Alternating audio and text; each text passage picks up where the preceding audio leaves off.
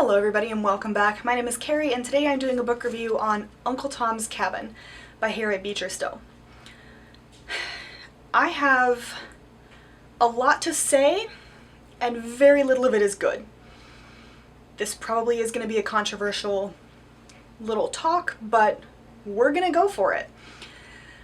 So, this is a classic. It was published in 1852 and it was controversial then.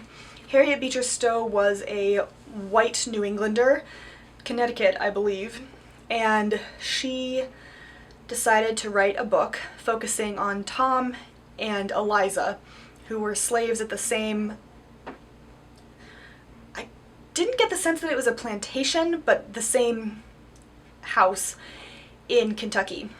Tom was married and had a family, and he was sold to cover the master's debts.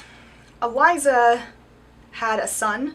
He seems to have been about 6, and she overheard the owner of the plantation, we're going to call it a plantation for lack of a better word, talking about selling Tom, and he was going to include her son in that sale. And the trader that was going to buy them, that did buy Tom, was selling them down to the deep south. So Louisiana, Alabama, Mississippi, and Georgia. I almost said North Dakota, but that is nowhere near the south. Clearly I've been in the north a while. Anyway, so Eliza takes her kid and runs. Tom is portrayed as this good, converted to Christianity slave who does everything his masters tell him to do, never steals money, and it's just this wild anomaly of a slave. That's the basis of it.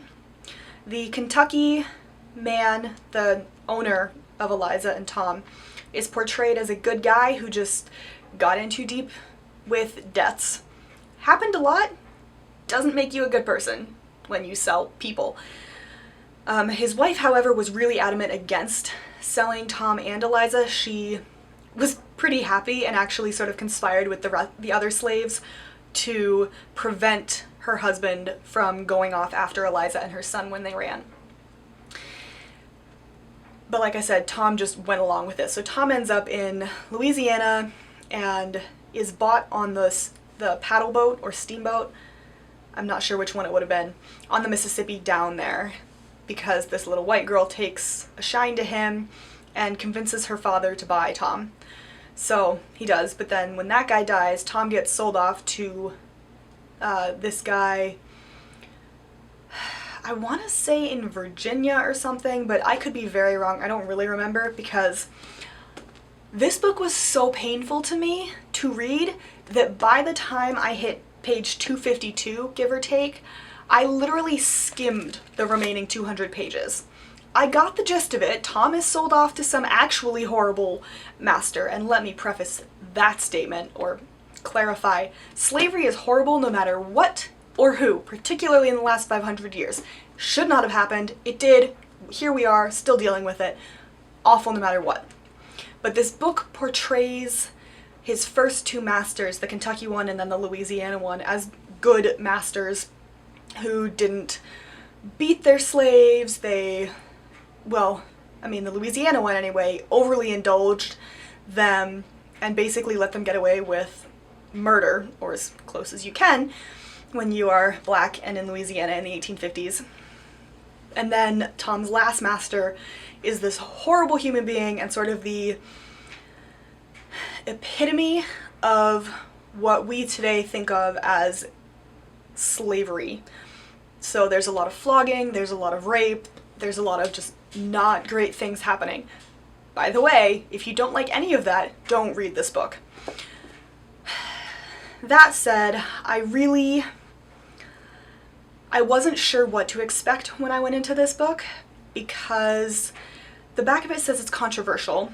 The first 50 to 75 pages don't really make me think all that much that this is an abolitionist book.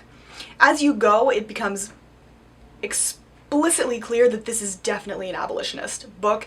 It is meant to get people talking and thinking about the fact that Black people are human just the same as anybody else, and they shouldn't be treated like this. Appreciate the sentiment, agree with the sentiment, don't like how it was presented in this book. I understand that this book was published in 1852. I understand that things were different. Things were different. We're just going to leave it at that because I don't even know how to explain it. But one of my other big problems was that it is very much so portrayed from an evangelist point of view. And personally, I don't agree with missionary work. I think if somebody comes to you and is curious about religion, great, talk to them. But I don't like the idea or the principle of going somewhere where you think they're wrong because you think you're this self-righteous person who's, I don't know, perfect. So you're right and they're wrong. And that was extremely strong in this book. And I hated it. I really hated it. Between that and the white savior aspect that came through in this book, it was really genuinely painful. Also, there is a lot of racial slurs in this book. There are. I apologize. I couldn't read them without cringing every time, which also made this a painful book to get through. The N-word is in here. Just all of them. I can't say them. I am not comfortable saying them. I hate them. But they are in here so often. So often. So I really didn't like that. Again, I understand that it was the 1850s. It doesn't make it any better. But between the derogatory slurs and the white savior and the evangelist and the fact that she kept portraying slavery as this thing like, oh yeah, it's bad, but you know, most slaves have good masters. I just really, really hated it. To the point that I, like I said, genuinely skimmed the last 200 pages because I couldn't put myself through it. I also had to post a video the following Monday because I finished this book on a Sunday and I was so emotionally wiped that I couldn't do it.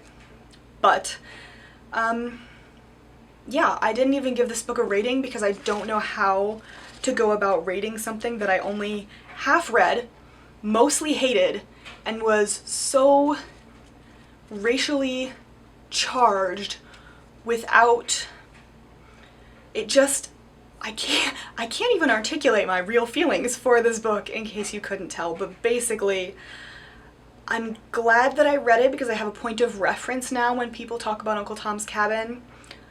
I will never read this book again. The most I will do, I will keep it because I want a library that has books that I don't like even. Sometimes. I mean, I think this is an important book in that it was abolitionist and it was published in 1852.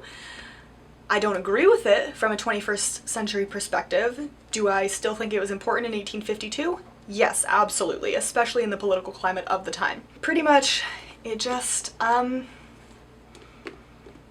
don't know. I will never read it again because I can't do that again to myself. But let me know if you've read this book and what your thoughts on it, or if you've heard anything about it, just in general, what you think of Uncle Tom's Cabin and the culture that surrounds it. Because I'm very curious what other people think. That's all I have, though. I hope you were interested. I'm not going to say enjoyed because that feels weird. And I will see you in my next video, which will be more cheerful than this one. Bye.